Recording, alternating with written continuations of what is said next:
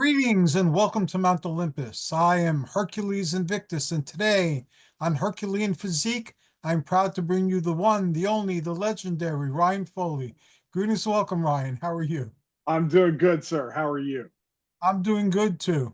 Good, good. I'm glad to hear it. Glad to talk to you again. Boy, we full disclosure, Oklahoma right now, the where I'm at, we are under a tornado watch. I'm sure everything's going to be fine. It's no big deal. It happens all the time. But occasionally we do get some boomers that goes through and triggers the replicas that I have of Thor's hammer. So if you hear a certain amount of thunder and lightning, everything's fine. And if the hurricane or if the tornado does blow through, this video is going to get a lot of views. So it'll be absolutely fantastic. I'm looking forward to I like that. You have a positive attitude about things. it. Well, so man, before we get started here, I don't want to bury the lead too much, but I'd like to talk to you about your recent diagnosis, if that's okay. Sure, that'll be fine. I was recently diagnosed with Parkinson's. I've been displaying the symptoms for a while, but they weren't sure because Parkinson's could be the symptoms of Parkinson's rather could be attributed to more than Parkinson's. So they were watching me, and then in my last doctor's appointment, I showed enough symptoms where he was confident to making the diagnosis. So I was told I had Parkinson's, and I didn't know beyond what mentally we all know about Parkinson's. I didn't really know much about Parkinson's. It wasn't something that ran in my family. So I started studying about it, and now I know a lot more about Parkinson's. Okay. So now, the last time that we talked, I knew that you were doing your rehab for the spinal stenosis. So is it a thing where the spinal stenosis is still an issue, or is it more the Parkinson's?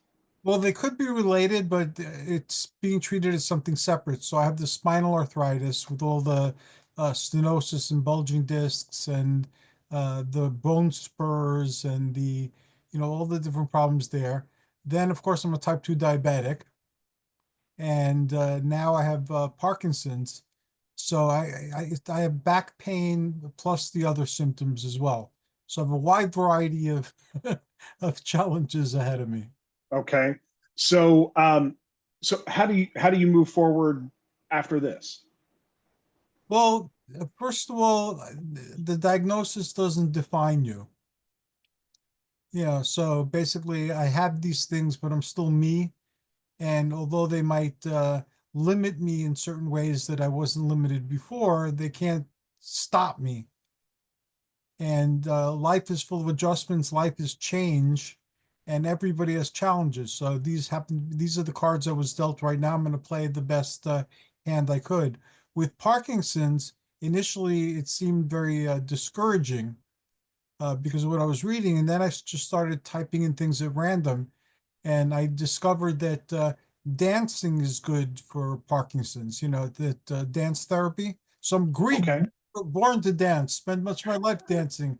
I actually, as a teenager for my school, danced on stage when they did presentations. So I thought that was good.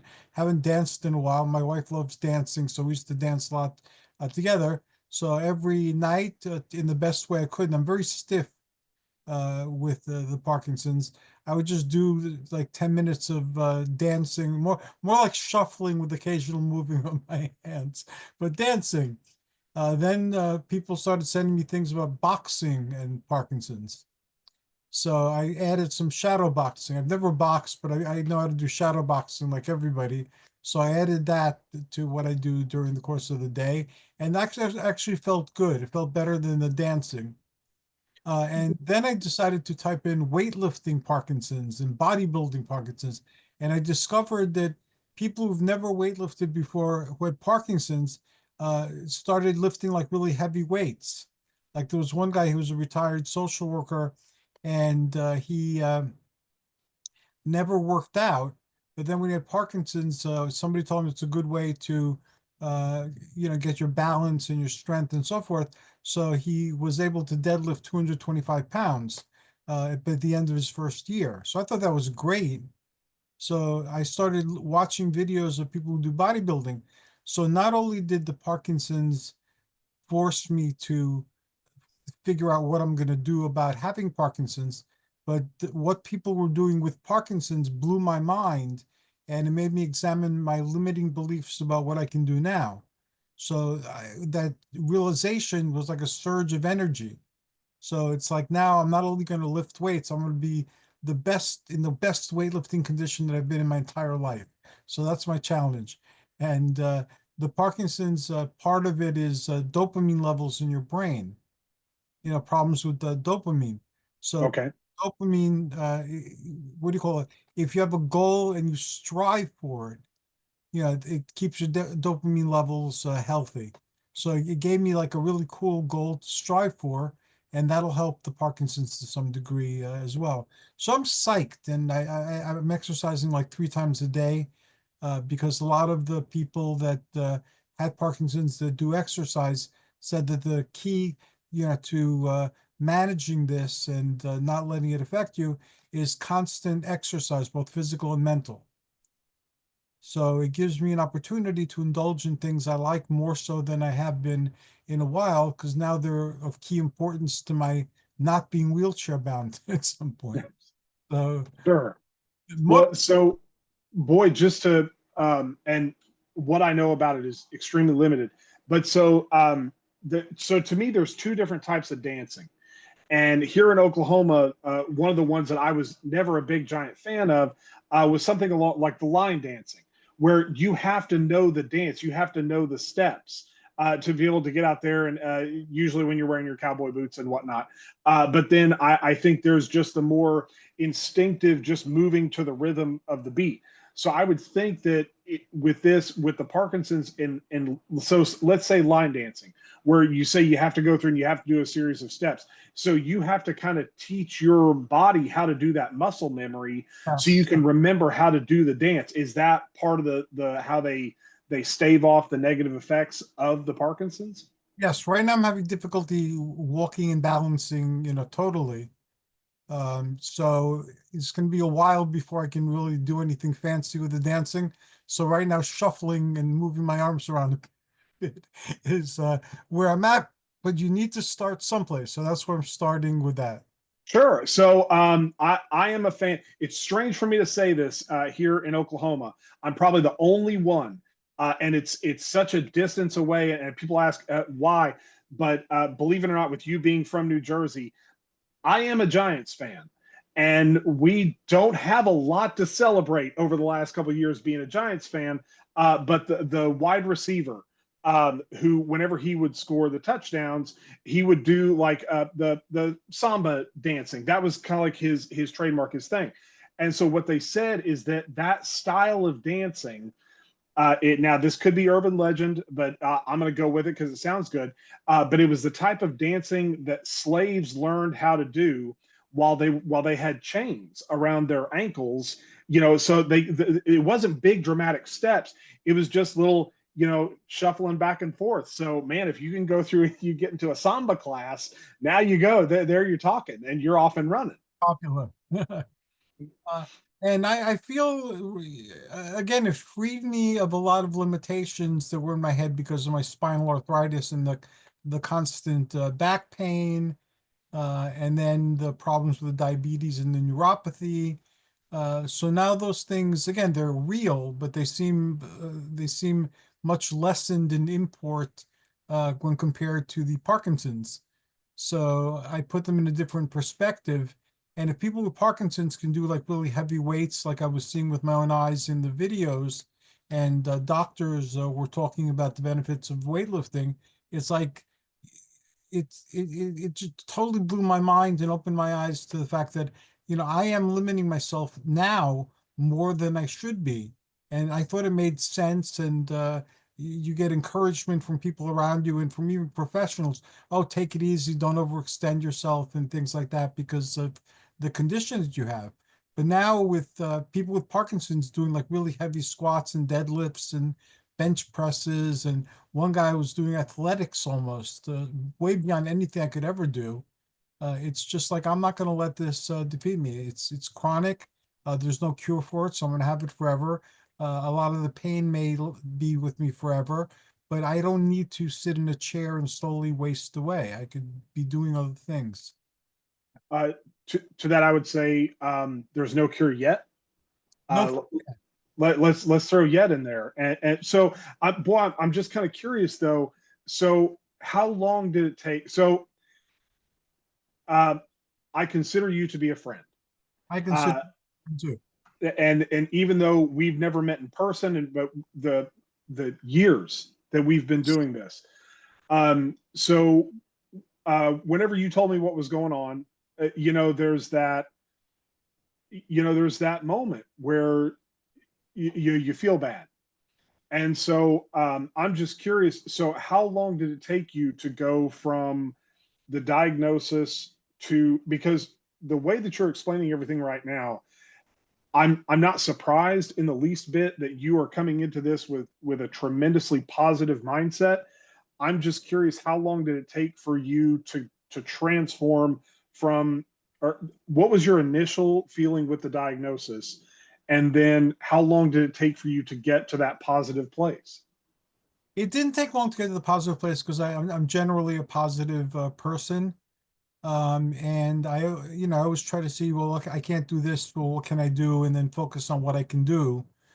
Even if it's insufficient, it's at least I'm doing something, about the situation I find myself in. And it was discouraging because the images I had about Parkinson's, all I knew was that Michael J. Fox had Parkinson's, and I'd seen him, and that was pretty much it. And I've worked with geriatric people in different institutions, so some of them had Parkinson's, and I had those memories, but I didn't really know anything about it. Then I just I decided to see that I could learn more. And that wasn't very encouraging initially. But then I started asking myself, did anybody beat Parkinson's? So that's what started it. And then I found people who they claimed they still had some of the symptoms of Parkinson's, but its effect on them was minimal. Okay. And regardless what philosophy they had or theory they had about what they did or what they actually did sometimes too, and it was very different, they seem to have the same outlooks in common.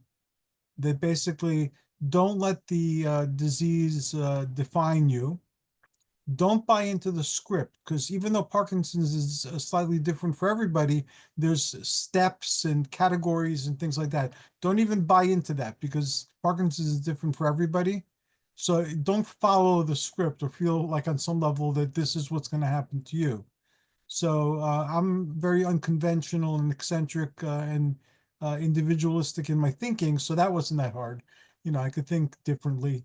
Um, and then what they all seemed to be saying was that the key to what they did was to exercise all the time and keep very busy physically and move around and also keep your mind sharp too. So because like everyone else who's alive today, I have a busy life and I can't do all the things I'd like to do all the time. I thought about what type of things would I like to learn or relearn. And now, before I didn't have time to do it, now I have to do it. So I'm going to make the time to do it because it'll help me, with the Parkinson's.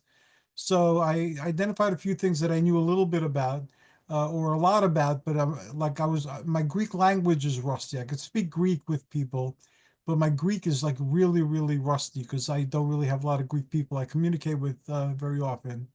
So I figure, well, I'm not starting off from point zero, but I could do that. I could become more fluent in Greek. So that'll keep my brain, busy on some level. Then there's some areas of study that I've had that are quite obscure, that I've talked about on shows that I've done on the paranormal or about ancient religion and mythology. So those are really obscure and I enjoy learning about it. So I decided to pursue that. So I know that I can't have too many things, but I'm trying to find my favorite things. And then this way it forces me to do my favorite things to get healthy. So all of a sudden everything else, because I'm in my late 60s. So this is the winter of my years or the late autumn of my years. So I can start getting rid of and letting go of a lot of things that I might find interesting, but okay, do I really want to spend whatever time I have remaining focused on this as opposed to finding something that I enjoy or that is meaningful to me and spending time with that.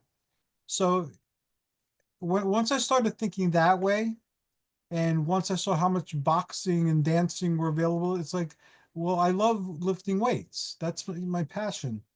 So maybe there's something there. So I just typed it into Google and boom, there was something there. So I started watching the videos, and then the realization hit me that I'm not being limited here. I am in a certain sense, but in another sense, I'm being freed. I'm being freed of the unnecessary. I'm being freed of things that aren't really going anywhere for me. And here I have the opportunity to really look at my life and define what is important, who is important, and focus on those things more. So it was a blessing instead of a curse. So it's not going to be easy, but then again, nothing worth having is. And if you're a weightlifter, whatever type of weightlifting, bodybuilding, powerlifting, Olympic lifting, whatever type of lifting you do, it's a passion and it's a lifestyle. And so it gives me the opportunity to indulge more in a lifestyle that I've always cherished, that means a lot to me, and that I enjoy a great deal. So that's how I'm looking at it. And I find that very helpful. It's freeing and it's empowering. And I'm dealing with difficult things now with the diabetes and with my back problems. So uh, they didn't provide this, but the Parkinson diagnosis did for some reason. Well, one, beautifully said. Uh, Absolutely fantastic. And the way that you've presented this, when we've talked in the past, you've mentioned how that in younger years, you because I remember the pictures from social media where you were attending parades and things like that in your regalia, and my goodness, you and your wife look fantastic. Thank You you. know, or people would see. You walking down the street and you go, "Hey, Hercules," not realizing that was the name that you went by. So you have been this person who, it sounds like to me, in your community, you have been that flag bearer. You have been the one carrying, for helping out in libraries and in your community, all this sort of stuff. So, do you see this as an opportunity now for you to? Do you become a public face for Parkinson's? Do you decide to try to bring more away? And that's why I'm more than happy to talk with you about this, because I think you should use your platform for something like this. Do you try to pick this up to be the next flag that you carry to bring awareness to this terrible to the condition? Yes, I was thinking along those lines because, as you know, I'm no longer on Facebook for reasons beyond my control. I didn't like why Facebook closed its doors on me. I thought it was Sure. strange, but anyway, it is what it is. So I didn't have that area where I normally, uh, try to encourage people through that and promote the shows that we do. So that wasn't there. So it felt like I died in the world of Facebook, so that was uh, interesting. And I've been unable to perform a lot of the things that I was responsible for in my community. And I've been giving them up slowly, in great part because I can't walk or balance myself. So having my wife walk me and like hold my elbow while I struggle along with the cane and go to meetings, or if I'm in danger of falling down in the meeting. So I've been slowly letting those things go. And that's taken away a lot of who I am and what I do.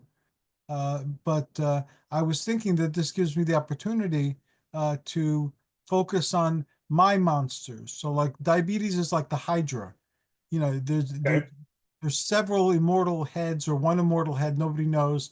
And you chop off a head, you think you addressed a certain area, and then two more heads pop up in its place. So it's a never-ending process. And the answers are not only unclear, but no solution lasts forever.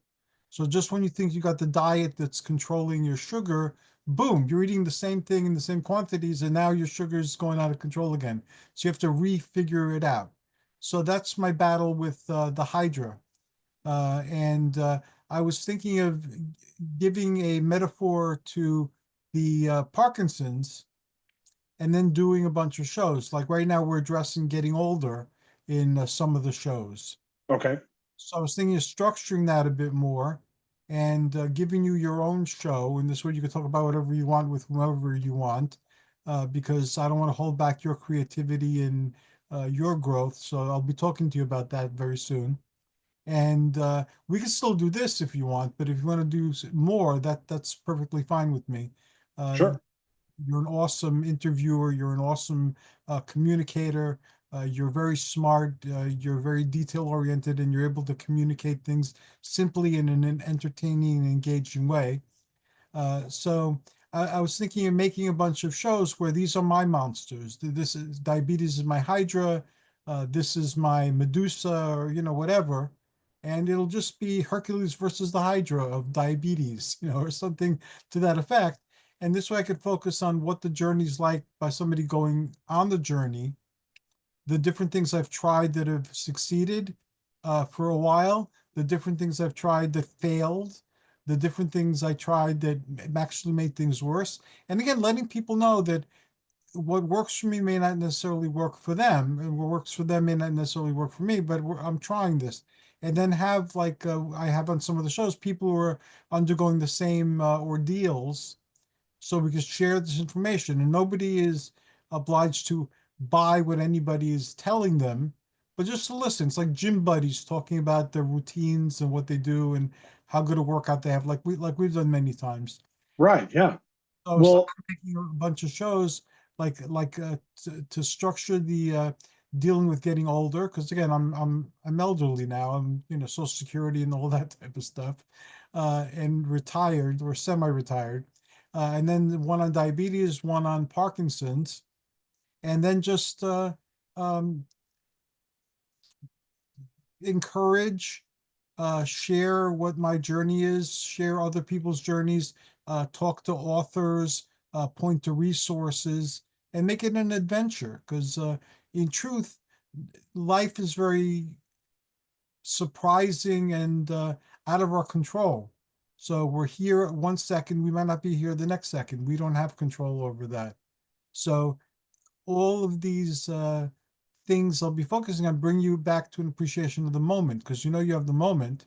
So are you spending your moment with people you respect and like and love talking to, like I'm doing right now? So I want that to come out. Not that I have any answers, or not that I have any universal truths to share, but just the very human experience of being here and going through these types of things. And if somebody might not be able to relate to exactly Parkinson's disease or diabetes or getting older, I'm sure there are things in their life that are equivalent in difficulty or importance. So just the journey itself will be able to encourage people to take and share their own journeys. well, one of the things that I respectfully, I want to push back on something that you mentioned here, and this is really it's an underlying theme that we've talked about in the past in the previous show, but it bears repeating here.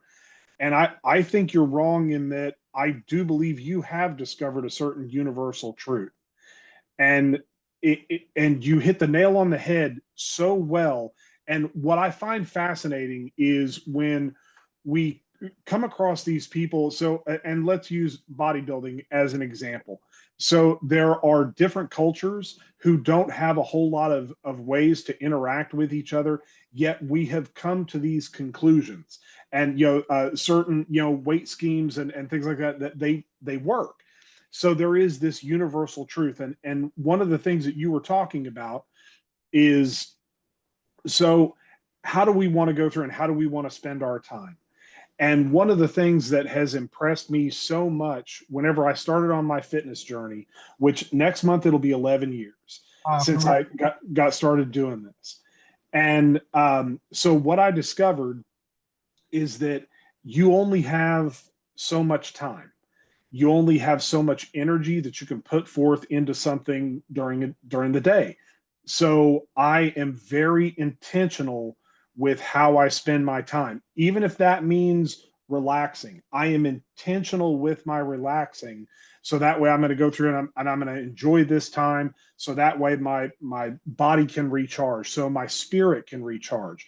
And as you begin to develop a bodybuilding program, then you start weighing things like, uh, do you really need that other beer? Probably not, because then you start weighing that beer versus how much time you have to spend on the treadmill in order to work it off. And so eventually you get to the point where you're just like, I'm just going to skip that, altogether. And then how do I want to maximize my time? So cardio, I've been pretty adamant about how cardio is pretty boring. At the cardio that I do, it's different whenever you get out and you're doing circles around the track and you're out in nature and you got the sunlight on you. That's all fantastic.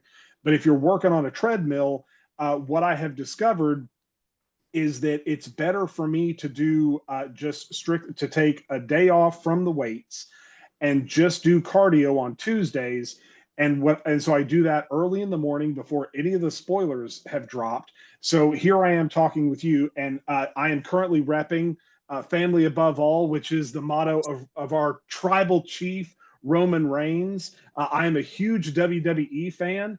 And so I'm going to jump on the treadmill tomorrow before the internet can spoil what's happening right now on Monday Night Raw. And so it's perfectly fine with me. I'm going to watch it on my phone. And so that way I'm getting two things in. I'm allowing my muscles to rest, but I'm doing cardio, which is very important. And I'm going to do it watching sweaty men in shorty shorts fight over a belt. It's what I like to do.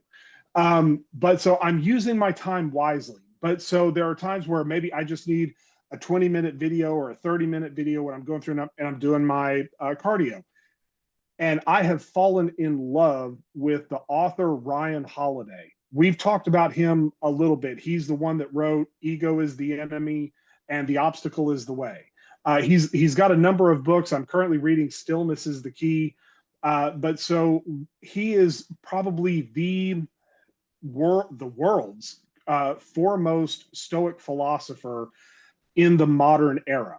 And so he does these 30-minute videos on YouTube talking about Stoic philosophy so these greats and Marcus Aurelius and Epictetus and Seneca and all these great people. And one of the things that they all seem to like universally talk about, there's a great story. Oh, I wish I could remember the guy's name. Someone mention it down in the comments after when this video gets posted, because someone will know who it is. But so there was a merchant who went and spoke with the oracle at Delphi. And the oracle told him, you will begin to gain wisdom when you start having conversations with the dead.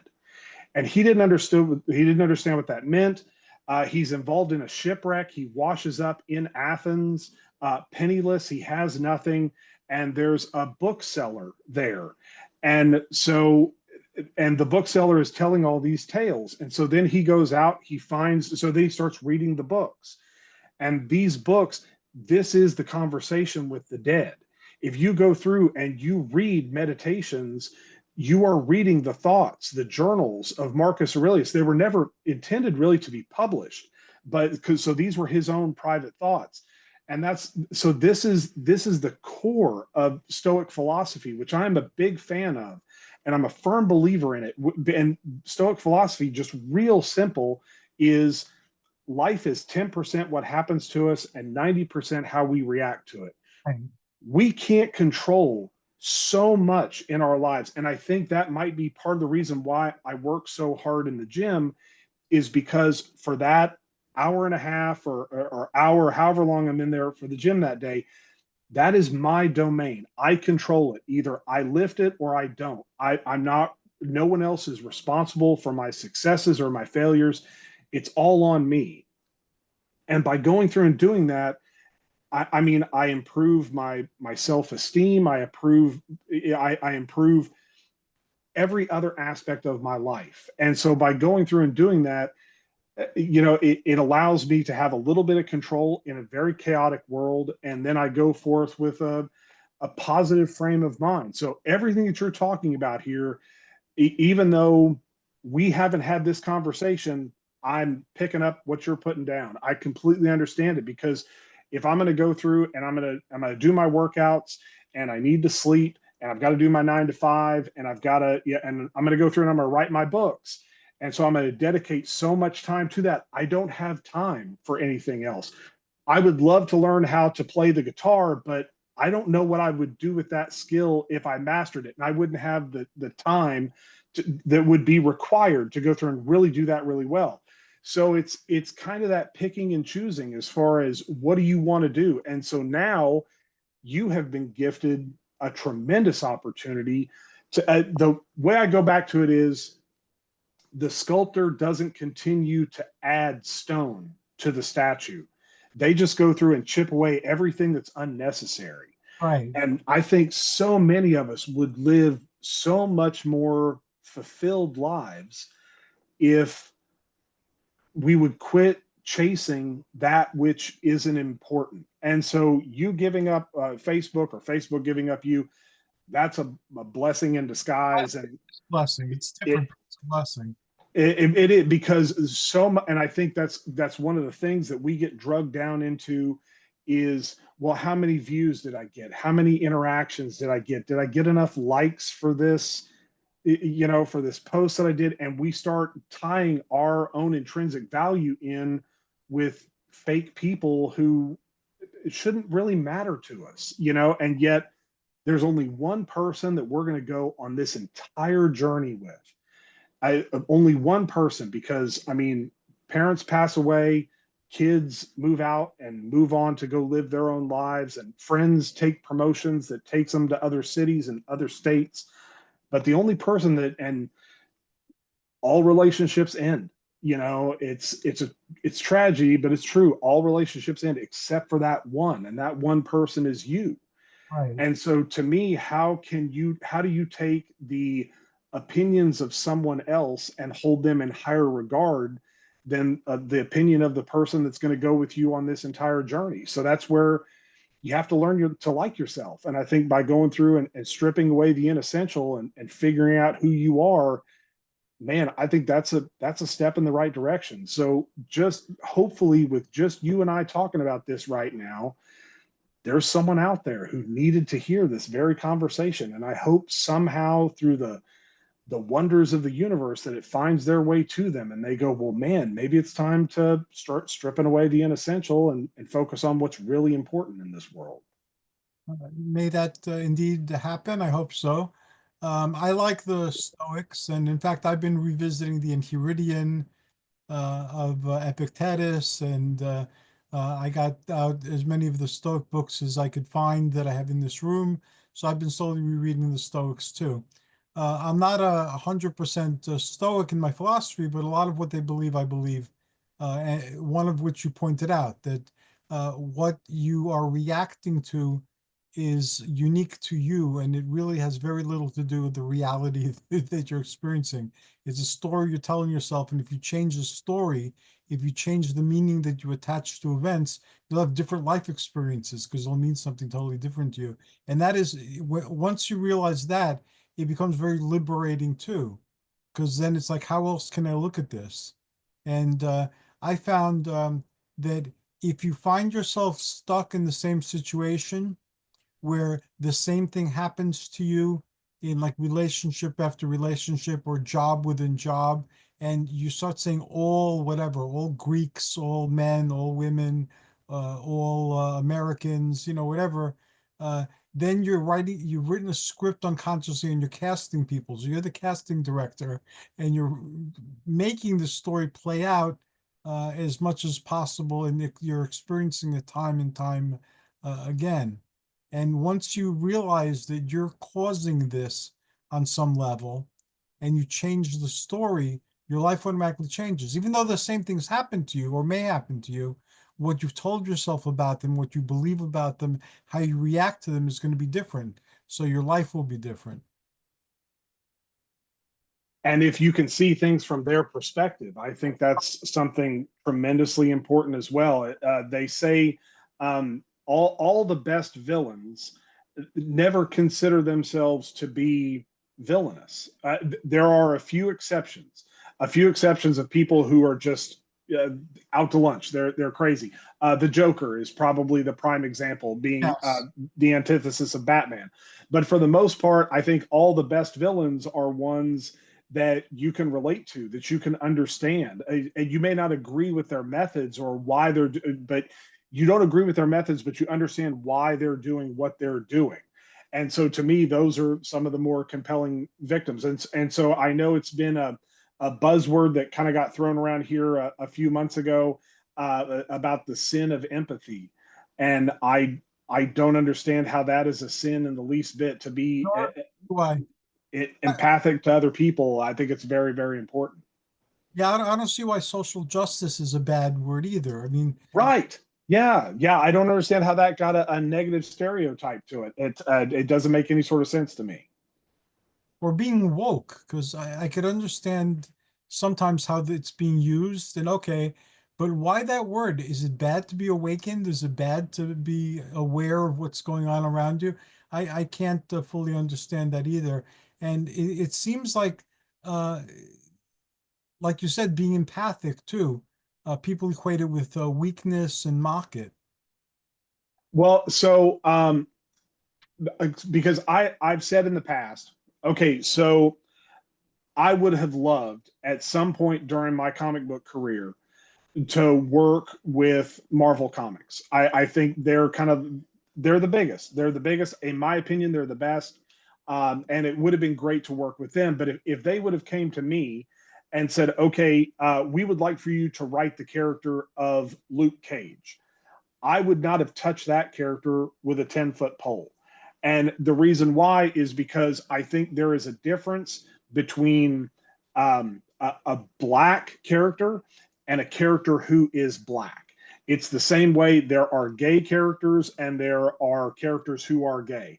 And so to me, I would not be able to write a black character being from Ada, Oklahoma, to write a character that originated in Harlem. That would be, I mean, without me just divulging down into stereotypes, which I wouldn't want to do. So Right. to me, to have that voice, so again, DEI, they always want to shorten it, but I've heard people say that no, we should say the whole thing: diversity, equity, and inclusion. Because I'm not certain what year it came out, but Captain America: Civil War, fantastic movie, and to promote that movie, uh, had a cover where it featured Iron Man, Captain America, and then between the two of them was the Black Panther. And they had a word balloon like you'd see in a comic book that said meow over Black Panther's head. And I was like, there were no geeks in that room when whoever decided that that is what the cover should be. They didn't have any geeks in that room to come back and go, he's a king, right? I mean, that's King T'Challa. He's not going to say meow, dude. You need to change that thing, because they didn't have that voice in the room. So to me, having all those different voices, having those different perspectives to be able to understand where other people are coming from, I mean, I think that's something that's tremendously important that for whatever reason we're kind of missing right now. And so I understand that there's the negative connotation that comes along with the word woke, but the alternative is to be asleep. And I would really rather not be that way. Want to be asleep and dreaming, or do we want to be awake? Right. And I want to get to a point where my life is so satisfying that I'm mad when I have to go to sleep, because I'd rather spend time in the waking world because I'm having so much fun.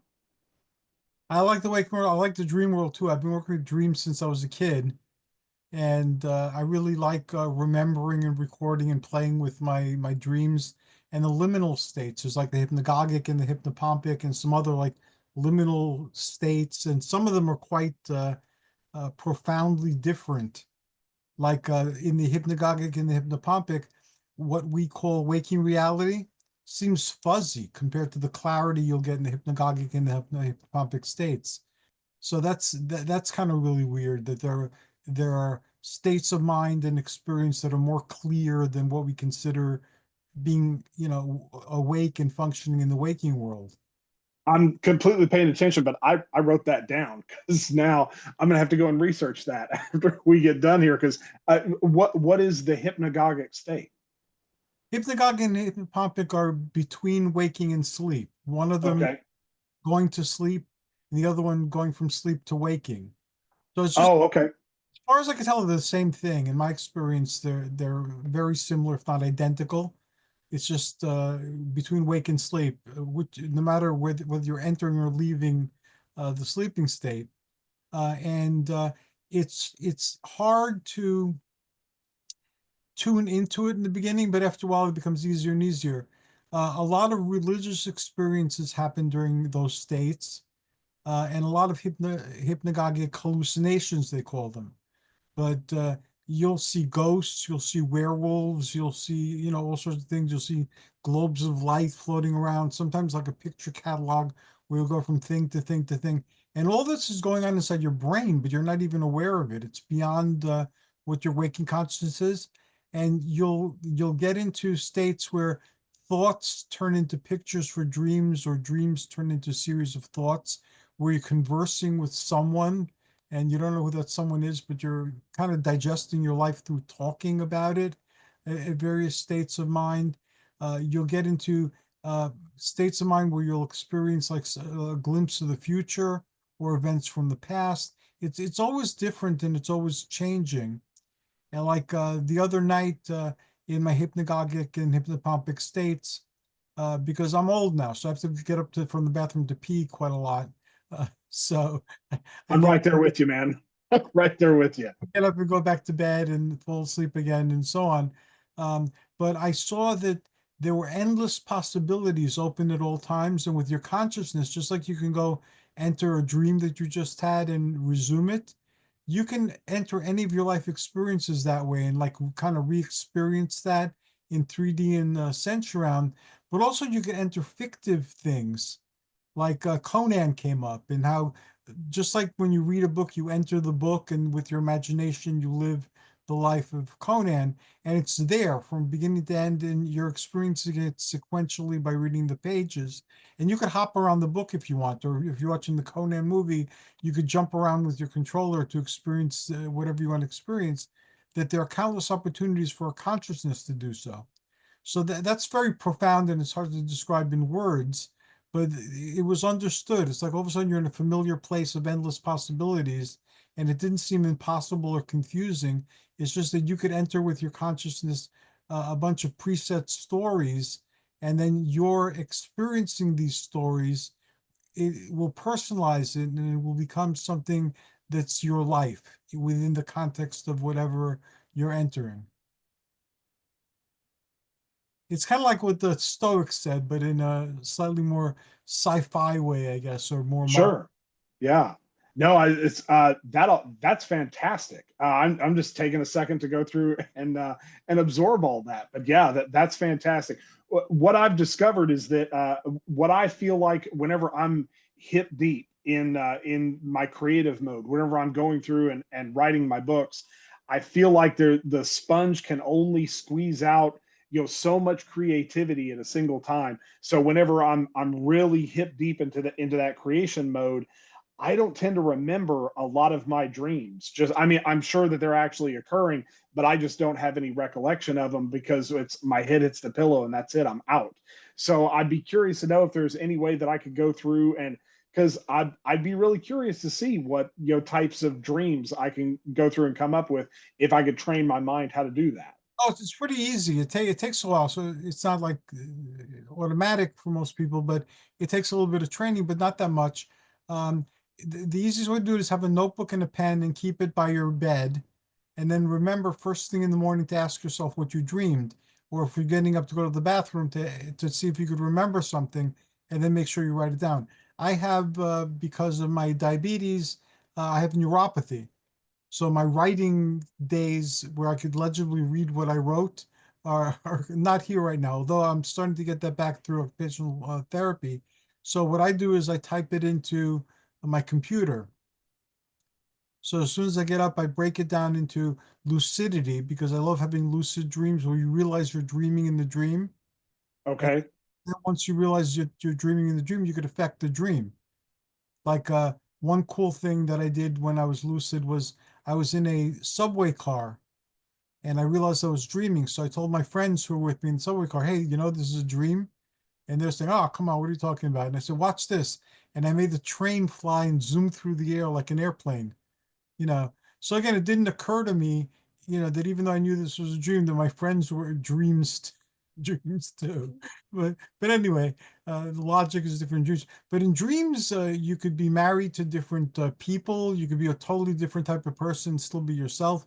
You could have different careers, and you don't question it within the dream. You're just somebody else, and you have all the context that you need to go through the situation. Sometimes you could be more than one person at once. Sometimes your point of view or your perspective can shift from person to person to person. So these are better than any video game to me, or any type of, and I don't take any substances or anything, when you can do it for free with your mind, but that's one of the things I've always considered important, and I've done on and off for most of my life. So that's one of the other things. Since I have to go to bed and I have to sleep and I'm going to dream, I might as well remember my dreams and have fun speculating about them and sharing them and so forth. Well, sure, yeah, of course, yeah. That's you're going to do better than any Spielberg or Christopher Nolan, anything that they can come up with, because you've got an unlimited budget. That's right. Just like you had described one time with writing, how in writing too, you don't have the budget, so you can describe anything and bring it to life in the mind of the reader. Yeah, it all costs the same as ink on the page. So Mhm. yeah, so whether or not it's two guys sitting in a blank room talking with each other, or it's 10,000 ships in a fleet all converging Yeah. on together, yeah, the cost is all the same. No, Well, where our conversation went. That is yeah, awesome. yeah. So yeah, so here's the thing. I feel like in the past there have been times where I've kind of wanted to I've come in hot, because there's a lot of information that I want to share. And sometimes I feel like I might come off as a fire hose where trying to get all this information out in the time that we have. But it's a situation like this kind of took us off in a wonderful direction, by the way, I would say. And everything that we were going to talk about tonight is easily something that we can transfer over into the month of June. So I have no problem with that whatsoever. But the more important aspect, and I know people may be on, I thought this was about bodybuilding. It is. Is But it's about, as Yoda taught us, luminous beings are we, not this crude matter. right. And so the spiritual enlightenment that I have received from going through and lifting weights, again, I try to build my program on 4 pillars. And so I want to improve physically, I want to improve intellectually, I want to improve socially, but I also want to improve emotionally. And that emotional pillar is very, very important. And in an era now where we are post COVID, and in some ways that we haven't bounced back as much of the disappearance of third places and things like that, it can be tough. For a lot, I think a lot of people are struggling, maybe more than they would care to admit. And it takes a strong person to be able to go through and say, hey, I'm struggling.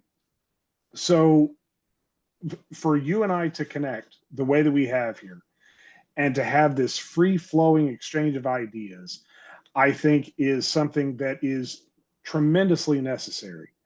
And so, again, when I got your email, I kind of wanted to, I paused, and I didn't even know really how to respond, because I felt like this is one of those times where words it's not going to do it, and I don't even know what to say in order to make you feel better. And but the strange things happen. Okay, so again, for everyone, for the longtime listeners who were back with us on Blog Talk Radio, and they come on here and they're like, okay, we have my Ryan and Hercules bingo card. He hasn't mentioned Schwarzenegger in a while. So now you get to check that box off. Oh, there it is. He mentioned Schwarzenegger. So Arnold said whenever he was recruited by one of the Kennedys to help with Special Olympics. And he came in and he was like, he thought that he was going to go through and he was going to pump all these kids up. And instead, they ended up inspiring him. And so here I was concerned about you. And I was, what can I do? You know, how can I know there's nothing really that I can do to help. And then you storm on here, storm in the most positive way. And you storm on here and you are a beacon of light, man, in the face of something that could be potentially, you know, very downtrodden, and you know, it could have been really bad. And instead, here you are, you know, you're an example for people. So I'm glad that we got to have this opportunity. I'm glad that you are facing this with such a positive mental aspect. I'm glad that you seem to be in a very emotionally good place. And I don't know what else I can say other than just, I mean, man, I'm pulling for you, dude. I really am. And I hope you find your way through this in such in the same positive way that you've approached everything else in your life. And so going back to the Stoic philosophers, what good is giving someone their flowers after they have passed on? Posthumous fame doesn't do any sort of good. So in that regard, man, seriously, we stumbled across each other because of my graphic novels, and what has developed here has been a friendship, and I consider you to be a mentor. And you do such good in the world. It almost doesn't seem fair that someone who does such wonderful things for so many people, and you help out your community, you do all these great things. It doesn't really seem fair, but then again, life isn't either. But you've changed lives, and I'm so proud of you for that. I'm proud to be your friend. And so I know this went off the rails, you know, but in a wonderful way, and I couldn't be happier about that. So I'm glad we got to have this opportunity, and I hope you keep moving forward with this same level of positivity. And if there's anything that I can do to help you out, man, you let me know, and we'll see what we can do. Thank you very much, and thank you for all your kind words.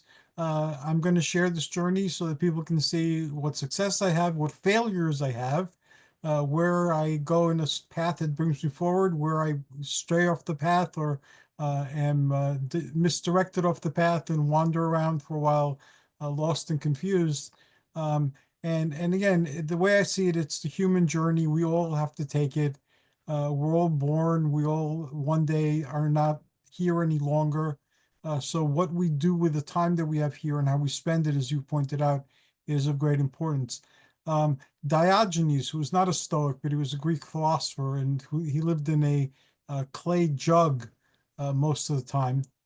When his death came up, they asked him what they should do with his body. So he goes, "I'll throw it into a ditch." And his students were horrified and said, "Throw it into a ditch, but dogs might come and eat you." He goes, "Yeah, you know, you're right. Give me a stick to beat them off with." And of course, that wouldn't do anybody any good, but he answered the question, you know, to put it into context. Thank you. I think the world of you as well. I'm honored to be your friend as well, and I've commented very many times on your generosity in sharing your journey, and again, the things you've learned, the things that you had to unlearn, the thoughts you've had, the thoughts that brought you victory, the thoughts that didn't. And I'm glad that we have the opportunity to talk, like you said, and to share this with other people who may need to hear that from either of us or from anybody else at this particular point in their life uh, to help them in their particular journey, whatever it happens to be. And I think that's this was more important. This is more important than what I was intending on talking about. So that's fine. So we'll kick that over to June. Everything will be fantastic. And in that same vein, so one of the things we'll talk about to kind of tease, to make sure to smash that like and subscribe button. So next month, we'll talk about failure. Yeah, because that's and how you have to learn to embrace that. If you're going to be a bodybuilder, failure is the best way. And we'll talk about the research about how failure is really the key when it comes to muscle growth, regardless of sets and reps and all that sort of stuff. But yeah, we'll talk about failure and how important that is in order for people to succeed. And before we wrap up, just a quick thing about failure. The way I'm learning how to walk again, it reminds me of my grandson who is a toddler and how he's walking. And I feel like I'm walking the same way. He fell down countless times to master the art of walking, and I've been unbalanced and have fallen several times as well.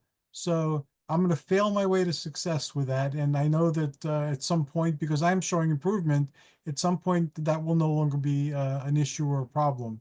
But in the interim, I have to expect to fail and embrace each failure as what not to do as I learn how to rewalk and ambulate in a balanced and progressive way.